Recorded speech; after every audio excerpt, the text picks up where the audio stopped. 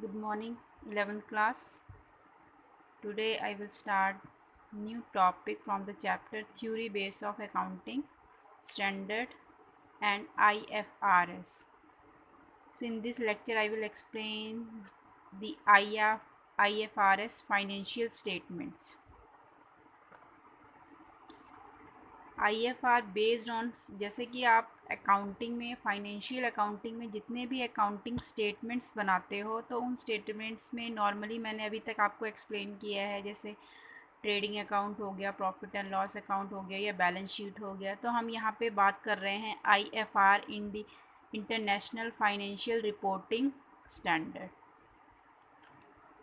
तो जो भी इंटरनेशनल फाइनेंशियल रिपोर्टिंग स्टैंडर्ड बनाए गए हैं उस स्टैंडर्ड के अकॉर्डिंग कौन कौन से फाइनेंशियल स्टेटमेंट्स बनाए जाते हैं। तो ये टॉपिक किस पे बेस्ड है कि IFRS स्टैंडर्ड के अकॉर्डिंग कौन कौन से फाइनेंशियल स्टेटमेंट्स मेंटेन किए जाते हैं। तो फर्स्ट स्टेटमेंट है आपका statement of financial position. It's a statement of balance sheet. जैसे हम बैलेंस शीट बनाते हैं, balance sheet shows the financial position of a business. This also a statement of financial position. It include assets, liabilities and equity. In balance sheet we have two sides. First is liability side and other is asset sides. This statement of financial statement also called, we all also called it balance sheet. Statement of financial, जैसे कि IFRS के फिर कौन कौन से financial statement बनाए जाते, तो ये एक just like a balance sheet, इसको बोला जाता है स्टेटमेंट ऑफ फाइनेंशियल पोजीशन, जो फाइनेंशियल पोजीशन को शो करता है। तो इसमें एक साइड होती है एसेट साइड, दूसरी होती है लाइबिलिटी साइड। लाइबिलिटी साइड में आप इक्विटी को भी इन्वॉल्व करते हैं या फिर इंक्लूड करते हो। तो first is asset side. Assets are the resources in control by the enterprise as a result of past events and operations from which future economic benefits shall float to the enterprise. Assets are the resources. Assets को आप बोल सकते हो ऐसे resources हैं जिनके through हम अपने एंटरप्राइज को कंट्रोल करते हैं। मीन्स या बोल सकते हो कि एसेट्स आर द रिसोर्सेज जिसके थ्रू एक एंटरप्राइज, एक बिजनेस एंटिटी अपने रिसोर्सेज को या फिर अपने रिसोर्सेज को कंट्रोल करके पास्ट एक्सपीरियंस के बेसिस पे फ्यूचर इकोनॉमिक बेनिफिट के फ्लो को एंटरप्राइज की तरफ शो करती है। एसेट आर द रिसोर्सेज एक ऐसे संसाधन हैं जिसके थ्रू कंट्रोल बाय द, जिसको एक एंटरप्राइज, एक बिजनेस एंटिटी क्या करती है, कंट्रोल करती है। और जिसका रिजल्ट क्या होता है, जितने भी पास्ट इवेंट्स होते हैं या जितने भी ऑपरेशंस किए जाते हैं बिजनेस एंटिटी के अंदर, वो फ्यूचर में इकोनॉमिक बेनिफिट प्रोवाइड करते हैं उस एंटरप्राइज को by various flows, various inflows. Inflows का मीनिंग है कि जैसे कि हमारे पास किन किन चीज़ों से हम कुछ रिसीव कर रहे हैं, मीन या भी वो एक तो होते हैं आउटफ्लो, एक होते हैं इनफ्लो। तो जो भी एसेट्स होती हैं वो एक तरीके के रिसोर्सेस हैं किसी भी एंटरप्राइज के लिए, जिसका रिजल्ट क्या होता है, जितने भी पास्ट इवेंट्स होते हैं या ऑपरेशंस होते हैं उनको परफॉर्म करने के बाद फ्यूचर में इकोनॉमिक बेनिफिट प्रोवाइड करते हैं, या वेरियस इनफ्लोज एंटरप्राइज को या बिजनेस एंटिटीज़ को रिसीव होते हैं। Clear? Now liabilities. Liabilities are the obligations of the enterprise. Obligations का मीनिंग है, आप दायित्व बोल सकते हो कि लाइबिलिटीज़ क्या चीज़ है। एक एंटरप्राइज, एक बिजनेस एंटिटी की कौन कौन सी लाइबिलिटीज़, कौन कौन सी ऑब्लिगेशंस होती हैं, दायित्व होते हैं जो उसको पे करने होते हैं। तो liabilities are the obligation of the enterprise from the past events on obligation which shall result in outflow of the resources. जैसे कि एसेट्स से हमारा इकोनॉमिक बेनिफिट इनफ्लोज के रूप में उसको रिसीव होते हैं, उसी तरह जो लाइबिलिटीज़ होती हैं उसके थ्रू आउटफ्लो होता है। जैसे कि लाइबिलिटीज़ उत्तरदायित्व है हमारा कि हमें फ्यूचर में एंटरप्राइजेस के जो जो लाइबिलिटीज़ है उनको पे करना है, अपने पास्ट एक्सपीरियंसेस के बेसिस पे उनकी फ्यूचर में क्या ऑब्लिगेशंस होती हैं उनको कैसे पे करना है। तो उसका रिजल्ट होगा आउटफ्लो ऑफ रिसोर्सेज, जिसके थ्रू हम अपने रिसोर्सेज को आउटफ्लो करेंगे, उसको पे करेंगे। तो इनफ्लो मीन्स एसेट्स अगर कोई आ रही है तो हमारे पास इनफ्लो हो रहा है, और लेकिन अगर हम लाइबिलिटीज़ को पे कर रहे हैं तो वो हमारे लिए क्या है, आउटफ्लो है, हमारे पास से जो भी इन आउटफ्लो हो रहा है मीन्स पैसा जा रहा है, कैश जा रहा है। Clear. Now third is equity. जैसे कि बैलेंस शीट में एक साइड होती है एसेट साइड, दूसरी साइड लाइबिलिटी साइड होती है, तो इसी लाइबिलिटी हेड के अंदर एक और टर्म को हम इंक्लूड करते हैं जिसे बोलते हैं इक्विटी। नॉर्मली तो भी फाइनेंशियल स्टेटमेंट्स बनाए जाते हैं, उनका फॉर्मेट कुछ अलग होती है, जस्ट लाइक ये एक तरीके की बैलेंस शीट है, लेकिन हम इसमें अलग अलग हेड के अंदर उनको शो करते हैं। First is asset, second is liability and other is equity. तो equity is the residual interest in the assets of the enterprise after deducting liabilities. Means equity क्या है, इज द रेजिडुअल इंटरेस्ट, बचा हुआ profit है या interest है in the assets of the enterprise after deducting. अगर हम टोटल एसेट्स होती हैं, अगर उन टोटल एसेट्स में से हम लाइबिलिटी को डिडक्ट करते तो जो रिमेनिंग बैलेंस बचता है वो एक तरीके का से क्या काउंट किया जाता है, इक्विटी। तो इसलिए इसको बोला गया इक्विटी इज ए रेजिडुअल, बचा हुआ प्रॉफिट है इन दी एसेट्स, एसेट्स में से ऑफ द एंटरप्राइज, किसी भी बिजनेस एंटिटी के लिए, आफ्टर डिडक्टिंग लाइबिलिटीज, जब लाइबिलिटीज को उसको डिडक्ट कर दिया जाता है। ठीक है। तो it is the real value of share holder equity. जैसे मैं बोल सकती हूँ कि जो कैपिटल बिजनेस में इन्वेस्ट की जाती है तो वो कैपिटल ज़रूरी नहीं है कैश की फॉर्म में ही इन्वेस्ट की जाए। कई बार क्या होता है कि बड़ी बड़ी कंपनीज होती हैं वो अपने पैसे को कुछ शेयर्स में डिवाइड कर देती हैं, तो जिसको हम एक तरीके से कैपिटल ही है, लेकिन वो डिवाइड हो गई है, शेयर्स में डिवाइड हो गई, equity share capital, preference share capital. आप आगे पढ़ोगे, 12th क्लास में पढ़ोगे आप इक्विटी शेयर्स कैपिटल, शेयर्स के बारे में, प्रीफरेंस शेयर्स कैपिटल। तो इक्विटी में हम एक तरीके से कैपिटल को ही इन्वॉल्व करते हैं, लेकिन वो कैपिटल कुछ शेयर्स में डिवाइड हो गई, कैश की फॉर्म में भी हो सकती है, तो इसलिए इसको बोला गया एक तरीके से कैपिटल है। तो इक्विटी शेयर कैपिटल भी हो सकती है, प्रीफरेंस शेयर कैपिटल भी हो सकती है। तो हमने उसको कुछ शेयर्स में डिवाइड करके बांट दिया है, तो इसलिए इसको वो क्या बोला जाता है, equity. Equity is a residual interest, एक बचा हुआ इंटरेस्ट है when we deduct liability from asset. It is the real value of shareholder. Shareholders कौन है, ऑनर्स को ही बोला जाता है शेयर होल्डर्स, जिन्होंने पैसा इन्वेस्ट किया हुआ है किसी भी कंपनी में, जो लोग उस कंपनी में शेयर्स को खरीद रहे हैं। अब इक्विटी है, ये बड़ी बड़ी कंपनीज होती हैं, तो उसमें ये नहीं होता कि सिर्फ एक अकेला ही ऑनर होता है, उसका ऑनर बनने के लिए जो भी पर्सन्स होते हैं उसके शेयर्स को खरीद लेते हैं। तो जो भी पर्सन उन कंपनीज के शेयर्स को खरीदते हैं उनको क्या बोला जाता है, शेयर होल्डर्स। इसलिए इसको बोला जाता है it is the real value, एक ऐसी वैल्यू है जिससे शेयर होल्डर्स की इक्विटी क्या होती है, इंक्रीज होती है। क्लियर। डिटेल स्टडी हम इसकी 12th में पढ़ेंगे।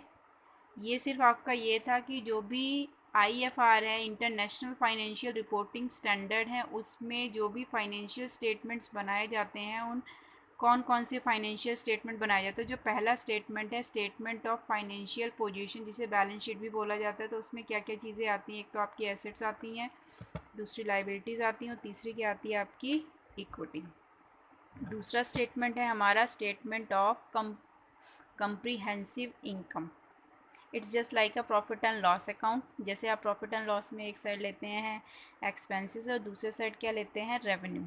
अ statement of comprehensive income includes two separate statement. इसमें भी टू सेपरेट स्टेटमेंट्स आते हैं, income statement and statement of comprehensive incomes are prepared. Income statement भी हो सकता है या statement of comprehensive incomes are भी हम प्रिपेयर कर सकते हैं। अब कंप्रीहेंसिव इनकम स्टेटमेंट क्या होता है, जिसमें हम expenses, total expenses sorry total revenues को टोटल एक्सपेंसेस से कंपेयर करके डिफरेंस कैलकुलेट करते हैं। वही डिफरेंस होता है हमारा प्रॉफिट की फॉर्म में या लॉस की फॉर्म में।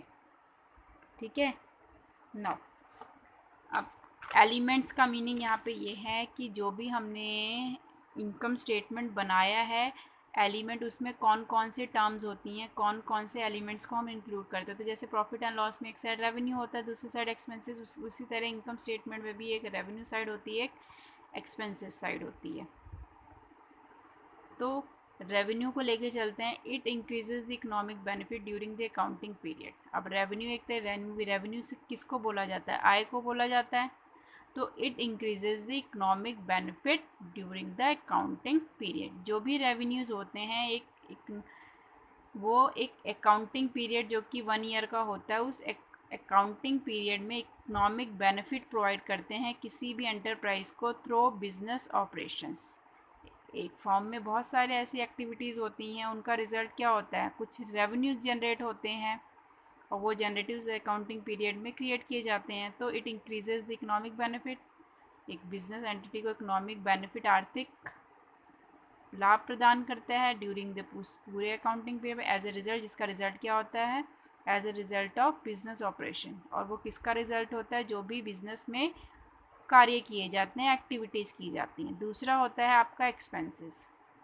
ये बेसिक टर्म्स ही हैं, मैं पहले भी आपको बेसिक टर्म वाले चैप्टर में एक्सप्लेन कर चुकी थी। तो एक्सपेंसेस क्या होता है? It is the decrease in economic benefit.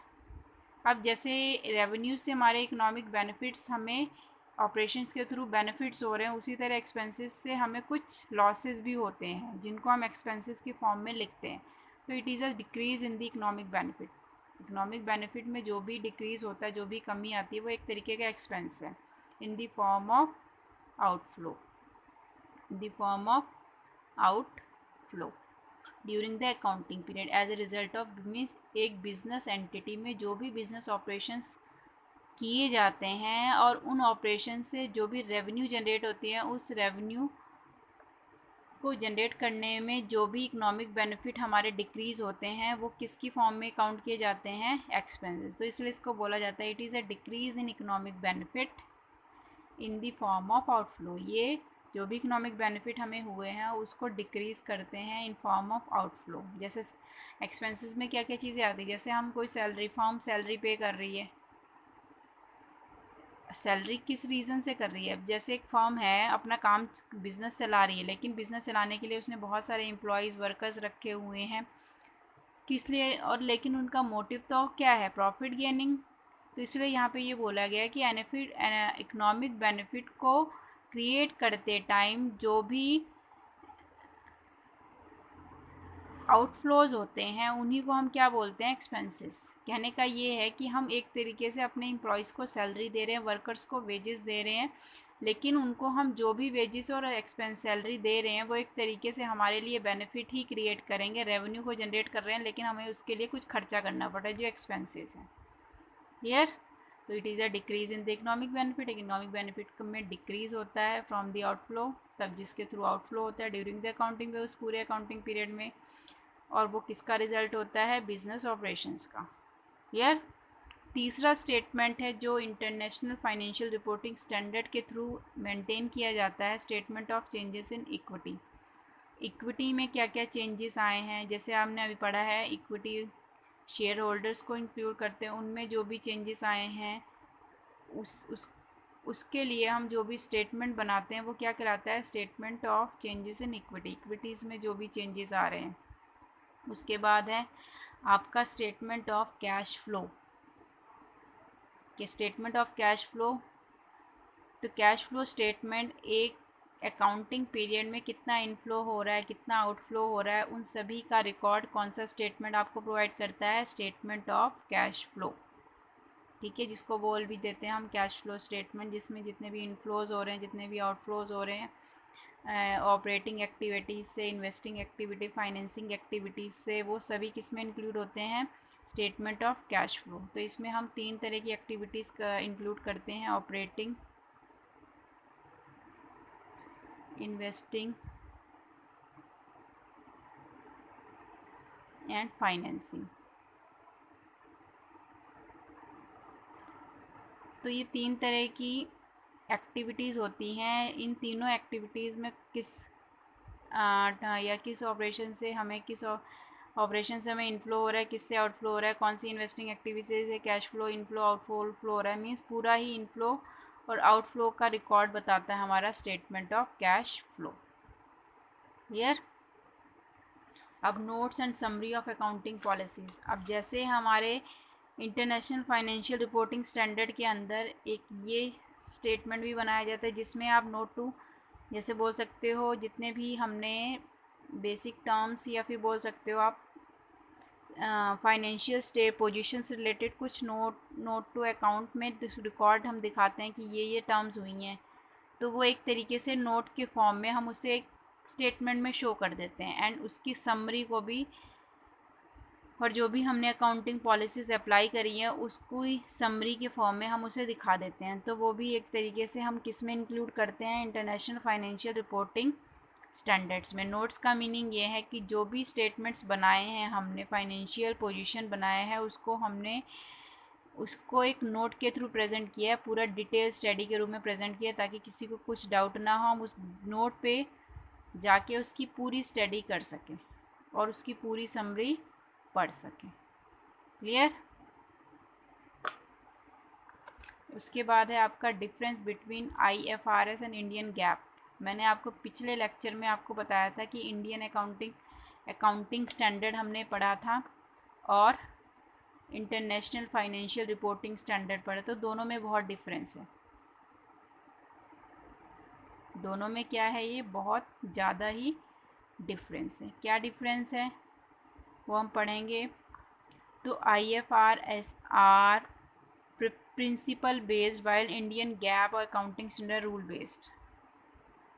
तो जो IFRS है, इंटरनेशनल फाइनेंशियल रिपोर्टिंग स्टैंडर्ड हैं, वो किस चीज़ पे बेस्ड होते हैं, वो प्रिंसिपल्स को ही फॉलो करते हैं। जो भी प्रिंसिपल्स बनाए गए हैं, जैसे मैंने वेरियस प्रिंसिपल्स आपको बताए थे, going concern, business entity, recognition concept, accrual basis assumptions, ये सारे प्रिंसिपल्स को कौन फॉलो करता है, इंटरनेशनल फाइनेंशियल रिपोर्टिंग स्टैंडर्ड। जबकि जो हमारे इंडियन स्टैंडर्ड हैं, जिनको हम गैप की फॉर्म में इंडियन गैप बोल सकते हैं या अकाउंटिंग स्टैंडर्ड बोल सकते हैं, वो किस पे बेस्ड है, रूल बेस्ड है। मीन्स ये तो प्रिंसिपल बेस्ड है और ये किस पे बेस्ड है, रूल बेस्ड है। तो जैसे आप बोल सकते हो IFR do not prescribe any form for preparing the financial statement. जब भी IFR international financial reporting standard कोई फाइनेंशियल स्टेटमेंट को प्रिपेयर करते हैं, तो वो किसी पर्टिकुलर फॉर्मेट को अपने फाइनेंशियल स्टेटमेंट्स को बनाते टाइम फॉलो नहीं करते हैं। लेकिन जो इंडियन गैप है, इंडियन अकाउंटिंग स्टैंडर्ड है, वो अपने फाइनेंशियल पोजीशन के स्टेटमेंट को बनाने के लिए कंपनीज एक्ट के थ्रू जो भी शेड्यूल 6 दिया गया है, उसमें जो भी फॉर्मेट दिया गया है बैलेंस शीट का, उसी फॉर्मेट के अकॉर्डिंग फाइनेंशियल पोजीशन को बनाते हैं। ठीक है। Then IFRS prescribe that items may be shown in the balance sheet in accordance with the principle। लेकिन IFRS जो है वो क्या है, प्रिंसिपल बेस्ड है, associated with them. Accounting standards जो भी हैं हमारे, IFRS किस चीज़ को फॉलो करता है, हमारा रूल बेस्ड है या फिर बोल सकते हो आप प्रिंसिपल बेस्ड है, और जो आपका अकाउंटिंग स्टैंडर्ड है, ये गैप है, वो रूल बेस्ड है। इंडियन जो आपके स्टैंडर्ड हैं वो पर्टिकुलर फॉर्मेट को फॉलो करते हैं जो कंपनीज एक्ट के थ्रू बनाए गए हैं, लेकिन IFRS ऐसा कोई फॉर्मेट फॉलो नहीं करता है, वो उन्हीं रूल्स को फॉलो करता है जो बनाए गए हैं। या फिर आप बोल सकते हो कि प्रिंसिपल्स का जो भी सीक्वेंस है, उसी सीक्वेंस में वो अपनी बैलेंस शीट में या फाइनेंशियल स्टेटमेंट को उसी फॉर्म में प्रेजेंट करते हैं। ठीक है। Now second difference is IFRS based on fair value concept. IFR follow fair value concept, लेकिन जो आपके इंडियन गैप है, इंडियन अकाउंटिंग स्टैंडर्ड्स हैं, वो हिस्टोरिकल कॉस्ट कंसेप्ट को फॉलो करते हैं। तो IFR fair value based concept का मीनिंग ये है कि प्रेजेंट डेट पे जो भी वैल्यू चल रही होती है किसी भी एसेट की, उसी वैल्यू पे वो अपनी बैलेंस शीट में उन एसेट्स को रिकॉर्ड करते हैं। ठीक है। लेकिन जो आपका गैप है या इंडियन अकाउंटिंग स्टैंडर्ड है, वो हिस्टोरिकल कॉस्ट कंसेप्ट के अकॉर्डिंग अपनी एसेट्स को अपनी बैलेंस शीट में रिकॉर्ड करता है। जैसे बोल दिया कि जिस 10 साल पहले अगर 10,000 की मशीन खरीदी गई है, तो वो 10,000 पे ही 10 साल बाद रिकॉर्ड की जाएगी। लेकिन कौन से स्टैंडर्ड के अकॉर्डिंग? इंडियन गैप के अकॉर्डिंग, जो हिस्टोरिकल कॉस्ट है। लेकिन जो आपका IFRS है वो फेयर वैल्यू कंसेप्ट को लेके चल रहा है, तो वो अगर वो 2010 में 10,000 की वैल्यू, अगर 2020 में भी 10,000 की वैल्यू को वो अपनी बुक्स ऑफ अकाउंट में रिकॉर्ड नहीं करेगा। वो कौन सी वैल्यू को रिकॉर्ड करेगा? जो मार्केट में चल रही होती है। ठीक है, तो ये आपका मेन डिफरेंस था। वो फेयर वैल्यू कंसेप्ट को फॉलो करता है IFRS, और ये हिस्टोरिकल कॉस्ट वैल्यू को फॉलो करता है। क्लियर? इसी वजह से IFRS में जो भी रिकॉर्ड्स किए जाते हैं तो वो डेप्रिशिएशन के कंसेप्ट को एक रेट ऑफ डेप्रिशिएशन के थ्रू नहीं करते हैं। वो जो भी एक्चुअल वैल्यू होती है और जो भी उसकी फेयर वैल्यू, उसके जो भी डिफरेंसेस होते हैं, उन डिफरेंसेस ओपनिंग बैलेंस और क्लोजिंग बैलेंसेस के फॉर्म में उसको डेबिट और क्रेडिट करते हैं प्रॉफिट एंड लॉस अकाउंट में। कोई भी डेप्रिशिएशन चार्ज नहीं किया जाता है इंटरनेशनल फाइनेंशियल रिपोर्टिंग स्टैंडर्ड के। इस टाइप से हम बोल सकते हैं कि ये मेन डिफरेंस हैं हमारे accounting standard, Indian gap standard में या फिर IFRS के बीच में। I hope you all will understand. Thank you for give attention on this.